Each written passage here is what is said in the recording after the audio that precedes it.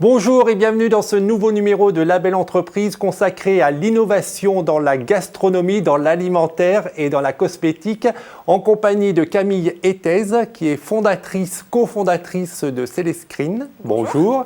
Et de Pascal Orway, qui est cofondateur d'Inoprotea France. Bonjour. Bonjour. Merci à tous les deux d'avoir accepté notre invitation. Et pour commencer, Camille, quelle est l'activité de Célescreen ?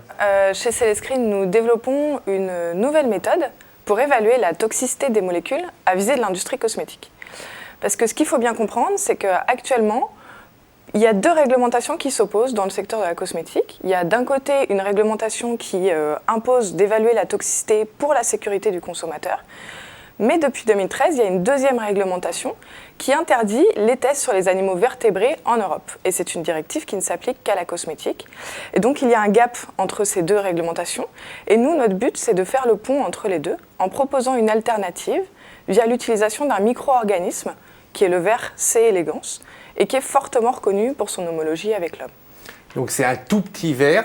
C'est ça, il fait 1 mm au stade adulte. Et sur ce verre, on peut tester des molécules pour savoir si elles seront nocives ou pas auprès de l'être humain. Voilà, c'est ça. En fait, nous, on se base vraiment au niveau de la molécule et pas au niveau du produit fini. Dans votre crème solaire, si je prends un exemple concret, il y a plus de 60 molécules. Et bien, chacune de ces molécules, elles ont dû être testées avant de pouvoir être mises sur le marché. Et nous, on intervient au test de ces 60 molécules pour valider qu'elles ne sont pas toxiques derrière sur le produit fini. Le ver, c'est vraiment l'avenir de l'homme, puisque quelle est l'activité d'Inoprotea France ? Alors Inoprotea France, nous sommes éleveurs, transformateurs et distributeurs d'insectes à destination de l'alimentation humaine. On travaille essentiellement sur le ver de farine, pour X raisons qu'on pourra évoquer. Et aujourd'hui, on propose, pour réhabituer le consommateur à manger de l'insecte, on propose des produits apéritifs, donc des vers de farine déshydratés nature ou aromatisés, avec des aromatisations qui vont bien avec certains breuvages pour l'apéritif. Pourquoi se réhabituer ? Eh bien, se réhabituer parce qu'on considère en Europe, en tout cas au Moyen-Âge, que par exemple les Grecs et les Romains mangeaient de l'insecte assez régulièrement. Il n'y a pas si longtemps que ça, les paysans, pour cause de famine certes, mangeaient aussi de l'insecte. Donc en Europe, quand on dit que c'est culturellement très loin, ce n'est pas complètement vrai. On en a déjà mangé. On l'a juste oublié parce qu'on a profité un peu plus de la viande. Aujourd'hui, c'est juste une question de se réhabituer à manger de l'insecte. Ces deux activités assez originales, comment vous avez eu l'idée de créer votre activité donc autour du test sur ce Elegant ver ? Alors, moi, j'ai d'abord fait une école d'ingénieur et j'ai fait à la fin de mes 3 ans, donc l'équivalent de la L3, j'ai décidé de me spécialiser en marketing de l'innovation et également de prendre des cours additionnels en entrepreneuriat. Et dans ces cours-là, j'ai rencontré un apporteur d'affaires qui était Philippe et qui est l'inventeur de la technologie et du brevet sur lequel repose notre technologie. Et on a collaboré ensemble pendant mes 2 dernières années d'école d'ingénieur. Et on a décidé à la fin de se lancer sur la création de cette société, puisque nous avons été incubés à Agoranov, en plein cœur de Paris. Et vous, Pascal, c'est aussi un apporteur d'affaires qui est venu avec une bonne idée ? Non, pas du tout. C'est une journée de farniente où j'ai écouté la radio et en fait j'ai entendu une émission sur les problèmes d'apport en protéines dans les années à venir et le fait que l'insecte pourrait être une solution et en plus de ça une solution écologiquement viable. Donc plusieurs choses ont résonné. D'abord, effectivement, c'est cette dimension environnementale qui est pour moi très importante. Le fait qu'on soit sur une filière complètement innovante où on a vraiment tout à inventer. Et puis, dernière chose, le fait qu'effectivement l'insecte est une bonne réponse au niveau nutritif sur l'apport en protéines. L'innovation, c'est un enjeu. Est-ce que c'est difficile pour les entrepreneurs d'innover ? Est-ce que vous avez rencontré des difficultés ? Alors, rencontrer des difficultés, bien évidemment, comme tout entrepreneur. On est rempli de doutes au quotidien. Par contre, toute difficulté est surmontable. À chaque problème, il y a une solution. Et le but de l'entrepreneur n'est pas de dire il y a un problème, mais c'est de dire il y a un problème. Solution 1, solution 2, solution 3, on prend laquelle ? Mais au-delà de ces bonnes intentions et de cette volonté, est-ce que quand on est dans le domaine de l'innovation, sur l'innovation, il y a des difficultés particulières qu'un entrepreneur plus classique ne va pas rencontrer ? Oui, c'est évident. Il y a des difficultés qu'on rencontre d'un point de vue technologique. Il y a des barrières à l'entrée qu'il faut passer, notamment sur la protection industrielle, sur la protection de la techno, sur le développement de la techno. Quand on part sur une entreprise biotech, en règle générale, on a 2 à 3 ans de développement, et pendant ces 2 à 3 ans de développement, il faut quand même avoir des ressources en financement. Donc bien sûr, ça fait partie des difficultés qu'il faut analyser avant de se lancer, mais il y a plein de ressources en France qui permettent de passer ces barrières, notamment via la BPI, qui subventionne beaucoup les entreprises technologiques. Vous, Pascal, vous êtes à la fois sur le secteur de l'innovation, mais aussi de l'alimentaire. Est-ce que, au carrefour de ces 2 routes, il y a des difficultés là aussi que vous avez pu rencontrer pour commercialiser le verre de farine? Oui, effectivement. Nous, la difficulté essentielle aujourd'hui dans cette activité, c'est une difficulté législative, puisque aujourd'hui, en France, on n'a pas le droit de commercialiser de l'insecte. Donc voilà, à partir de là, qu'est-ce qu'on fait? Effectivement, est-ce qu'on développe une société pour l'instant en R&D sur 2-3 ans, où on peut commercialiser, par quel biais, etc. Donc ça pour nous, c'est la difficulté majeure, alors que le produit, quand on est amené à organiser des dégustations scientifiques, parce que c'est le terme qu'il faut utiliser, les produits par rapport aux clients, par rapport aux consommateurs, ils sont reçus avec ferveur. Les gens aiment beaucoup le goût du verre de farine déshydraté. Les gens de l'agroalimentaire sont très très très intéressés. Ils sont un petit peu dans les starting blocks en attendant que ça se développe. Donc voilà, pour nous, essentiellement, c'est cette barrière sur laquelle il faut effectivement qu'on travaille en faisant du lobbying, en allant voir les politiques et en essayant de faire avancer le bateau un petit peu plus vite, parce que c'est vrai que sur la législation, aujourd'hui en France, c'est un peu lent, quoi. Et vous avez bon espoir? Il y a un calendrier pour faire bouger cette législation? Alors il y a un calendrier effectivement pour faire bouger cette législation. Jusqu'à hier, l'insecte ne faisait même pas partie des aliments. Aujourd'hui, il y a eu une avancée puisque l'insecte est considéré comme aliment. Donc on va pouvoir faire une demande de dossier Novel Food et probablement avoir une réponse plus rapide que ce qu'on aurait pu faire il y a quelques mois.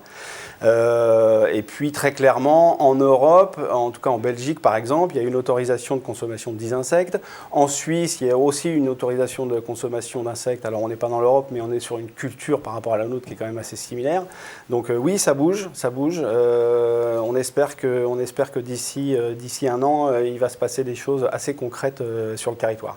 D'ici 1 an, on aura dans nos assiettes, élevés en France, prêts à déguster des verres en apéritif et tout au long du repas. L'entrepreneur souvent est isolé, il y a quelques difficultés. Est-ce que vous êtes accompagné pour vous sortir des guet-apens que vous pouvez, guet-apens, le mot est un peu exagéré, que vous pouvez rencontrer sur la route de l'entrepreneuriat? Oui, pour moi, monter une entreprise, c'est avant tout être accompagné, c'est essentiel. En France, comme on l'a dit, il y a plein de structures qui nous permettent d'être accompagnés au quotidien, de challenger notre business plan, nos plans financiers. Mais ce que je pense qui est surtout essentiel, c'est d'être accompagné en tant qu'entrepreneur et pas qu'en tant qu'entreprise.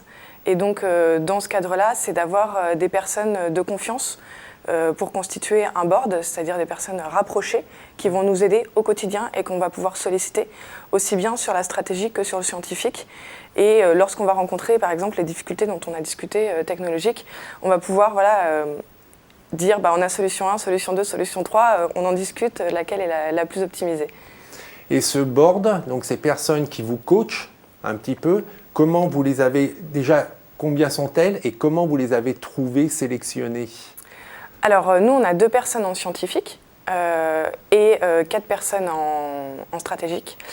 La première personne est une personne que j'ai rencontrée lors de ma spécialisation en entrepreneuriat. Il intervenait dans ce cursus-là et on a noué des liens. Et du coup, il s'est intéressé au projet, il a continué de nous suivre. Et puis par la suite, LinkedIn est votre meilleur ami. Et donc, vous tapez les mots-clés et vous regardez, vous shortlistez des gens, vous les contactez en leur disant, présentant le projet, leur demandant si ça les intéresse. Et puis, en règle générale, les gens sont assez intéressés et souhaitent accompagner les jeunes entrepreneurs. Et après, c'est des mécènes, c'est-à-dire qu'ils font du bénévolat quand ils font ce travail qui est fondamental? Alors, au début, oui. Nous, pour l'instant, c'est un board, donc ce qu'on appelle advisory board, c'est-à-dire qu'il n'est pas reconnu juridiquement. En revanche, là, on est en pleine levée de fonds. Et à cette levée de fonds, un conseil d'administration va être créé Et à ce moment-là, les gens du board, en règle générale, prennent des places au conseil d'administration qui deviennent des structures juridiques et qui donc prennent des participations au capital. Pascal, vous avez un board pour aider, vous êtes 3, je crois. On est trois fondateurs. cofondateurs. Nous, notre parcours a été un peu différent. On l'a fait d'une manière un peu plus classique, on va dire, c'est-à-dire salon de l'entrepreneuriat, salon de l'entreprise. Et donc, on a rencontré un certain nombre d'acteurs. Donc effectivement, vous l'avez dit, il y a pas mal de réseaux d'accompagnement. Très difficile quand même de faire le tri, de se repérer, de faire le tri. Ça prend quand même pas mal de temps pour avoir le bon interlocuteur. Mais ce qui est clair, et pour rebondir sur ce que dit Madame, c'est de toute façon, dans une structure, c'est une personne qui va pouvoir vous challenger. Bon, et celle-là, il faut la trouver. C'est pas forcément toujours simple, mais voilà, il faut s'armer de patience et puis taper à une porte, taper à une autre. Et puis au fur et à mesure, le réseau se resserre et on finit par trouver des bons interlocuteurs. Mais c'est quand même un long travail. Est-ce que Innoprotea France a trouvé cette personne qui vous challenge et qui est-elle? Alors, Innoprotea France a trouvé plusieurs personnes qui nous ont challengés, notamment via BGE, avec qui on a travaillé par exemple sur le premier business plan, business model, avec une personne super compétente qui était vraiment très chouette. Et puis après, au fur et à mesure, effectivement, on a présenté notre dossier à la Technopole de Nantes qui s'appelle Atlampol. On a été donc retenu et incubé, donc ce qui veut dire un suivi pendant 5 ans, à la fois logistique et financier. Donc ça, c'est essentiel. Puis en plus, ça permet de faire un peu le tri dans sa tête et puis de ranger un petit peu les choses dans le bon ordre. Parce que quand on a la tête dans le guidon, c'est quand même pas simple. Et puis, grâce à Atlampol, on a effectivement accès à des réseaux comme le réseau Entreprendre, le réseau BPI. J'en oublie certainement et je m'en excuse. Et à la fois, c'est vrai qu'il y a ces réseaux nationaux et puis sur chaque territoire, il y a plein d'entités qui se développent. Donc il faut... Je pense que vous allez confirmer ce constat. Ça vaut, même si ça prend du temps, ça vaut vraiment le coup d'aller voir ces structures, de trouver la bonne pour se faire accompagner et faire croître son projet. Oui, de toute façon, il faut trouver tous les bons interlocuteurs. Et nous, par exemple, on a eu effectivement plusieurs aides financières à travers le chèque territoire innovation. Donc ça, c'est des aides de région. Et puis, ce qu'on appelle le PTI, donc premier pas territoire innovation. Donc pareil, des financements publics. Et c'est essentiel parce que c'est vrai que ça crée aussi un réseau local. Et à partir du moment où on a l'intention de développer une activité économique sur le territoire, c'est essentiel de rentrer en contact avec la région.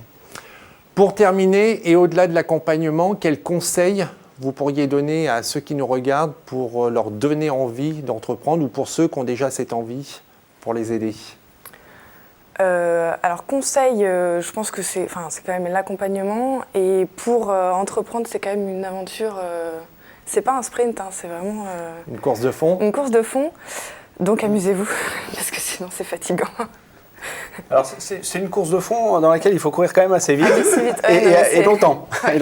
Non, je crois qu'il faut, au-delà de tout ça, je pense qu'il faut déjà trouver une idée qui vous motive. L'essentiel, c'est la motivation, parce qu'effectivement, c'est pas simple, c'est pas un long fleuve tranquille, c'est compliqué de trouver les interlocuteurs.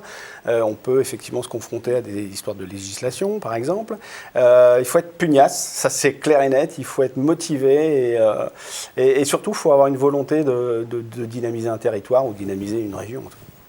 Camille, vous l'avez dit, vous êtes à la recherche de fonds. Vous faites une levée de fonds. Est-ce que Innoprotea recherche aussi des financements actuellement? Oui, tout à fait. Là, on est effectivement, donc, comme je vous le disais, en relation avec le réseau Entreprendre, qui va, je l'espère, nous financer une partie de la R&D. On en est sûr, ils vont vous financer. Le BPI aussi, et puis effectivement, via une entreprise de crowdfunding qui s'appelle My New Startup, une entreprise nantaise, on va chercher effectivement à lever entre 200 000 et 300 000 euros dans l'année à venir. Donc si jamais, au grand jamais, il y a des financeurs, des investisseurs qui nous regardent, vous pouvez financer ces deux belles et prometteuses entreprises. Alors pour en savoir plus sur Célescreen, il y a un site internet. Il y a le site internet, Twitter, LinkedIn. Voilà, célescreen.com. Célescreen.com. Et Innoprotea France a des pages Facebook, mais je ne suis pas sûr qu'il y ait un site internet, si. Pas encore. Il est en cours de fabrication, en cours il sera de bientôt fabrication. En ligne, mais sinon pour avoir le plus d'informations, les pages Facebook les pages Facebook, ou alors vous nous envoyez un petit mail, innoproteafrance@gmail.com, et on se fera un plaisir de répondre à vos questions. Merci beaucoup à tous les deux, bonne continuation. Merci. Nous, on se retrouve la semaine prochaine en attendant que le souffle de la création et que l'esprit de demain vous accompagne. Au revoir.